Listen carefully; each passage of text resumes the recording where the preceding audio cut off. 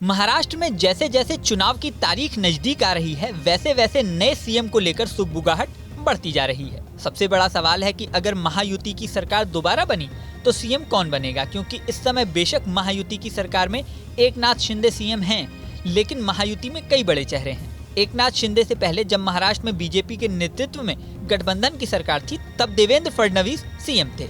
ऐसे में महायुति में दो बड़े चेहरे हैं। वहीं अजीत पवार भी डिप्टी सीएम हैं और लगातार अपना कद बढ़वाने की कोशिश में लगे हैं। इसके अलावा सबसे बड़ी बात है कि बीजेपी अपने चौंकाने वाले फैसलों और बड़े उलटफेर के लिए जानी जाती है। राजस्थान, मध्य प्रदेश और छत्तीसगढ़ सहित कई राज्यों के चुनाव में ये देखा जा चुका है कि बीजेपी अक्सर ऐसे फैसले लेती है जिनकी दूर दूर तक संभावना भी नहीं दिखाई दे रही होती।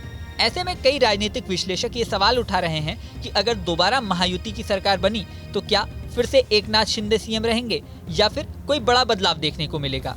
क्या देवेंद्र फडणवीस सीएम पद की रेस में हैं या कोई नया चेहरा सामने दिखाई दे सकता है। एक कार्यक्रम में देवेंद्र फडणवीस ने इस बात का उत्तर दिया। उन्होंने कहा, महायुति की सरकार दोबारा बनेगी, लेकिन सीएम बनाने का कोई भी फॉर्मूला अभी तय नहीं है।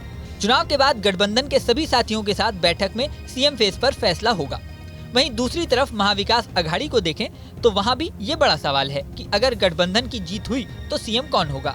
एनसीपी शरद चंद्र गुट में शरद पवार ही सबसे बड़ा चेहरा हैं, लेकिन वो खुद सीएम बनना चाहेंगे, इस पर राजनीतिक विशेषज्ञों को शक है।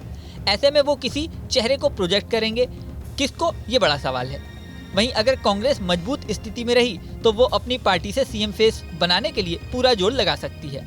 ऐसे में नाना पटोले एक बड़ा नाम हो सकते हैं। वहीं उद्धव ठाकरे एक बार फिर से सीएम बनने के लिए ताल ठोकने की कोशिश करेंगे। हालांकि उन्होंने कहा कि सभी मुझसे पूछ रहे हैं कि सीएम पद पर इस बार कौन होगा।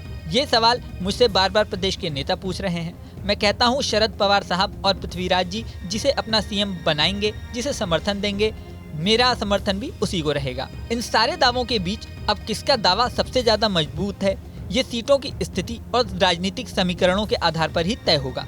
यहाँ आपको ये भी बता दें कि महायुति में बीजेपी, एनसीपी, अजीत पवार गुट और शिवसेना शिंदे गुट शामिल हैं। वहीं महाविकास अघाड़ी में कांग्रेस, एनसीपी शरद चंद्र पवार और शिवसेना उद्धव गुट शामिल हैं। इसके अलावा कम्युनिस्ट पार्टी और समाजवादी पार्टी भी महाविकास अघाड़ी की सदस्य हैं। महाराष्ट्र चुनाव की घोषणा के समय असदुद्दीन ओवैसी की पार्टी AIMIM ने महाविकास अघाड़ी से गठबंधन का प्रयास किया था, लेकिन बात नहीं बनी। अब चुनाव में क्या होता है, इस पर लोगों की नजरें लगी हुई हैं। 20 नवंबर को महाराष्ट्र में वोटिंग होगी और 23 नवंबर को परिणाम घोषित होंगे। इस वीडियो में फिलहाल इतना ही, लेकिन जानने से पहले सबसे जरूरी बात, हमारे चैनल न्यूज नेशन को आपने अगर सब्सक्राइब नहीं किया है तो सब्सक्राइब कर लें।